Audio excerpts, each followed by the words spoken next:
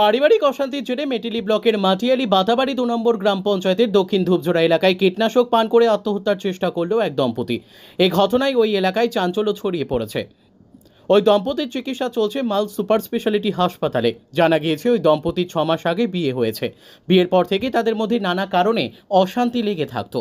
এদিন সকালে সেই অশান্তি চরমে ওঠে। এরপরই শনিবার সকাল 10টা নাগাদ ওই দম্পতি একসাথে দুইজনেই কীটনাশক পান করে। স্থানীয় বাসিন্দারা টের পেয়ে দুপুর 12টা নাগাদ তাদের দুজনকেই উদ্ধার করে মাল সুপার স্পেশালিটি হাসপাতালে নিয়ে যায়। বর্তমানে সেখানেই তাদের চিকিৎসা চলছে। মেটিলি থানার আইসি মিংমা লেপচা বলেন, চিকিৎসকের উপস্থিতিতে তাদের বয়ান রেকর্ড করা হয়েছে। ঘটনার তদন্ত শুরু হয়েছে।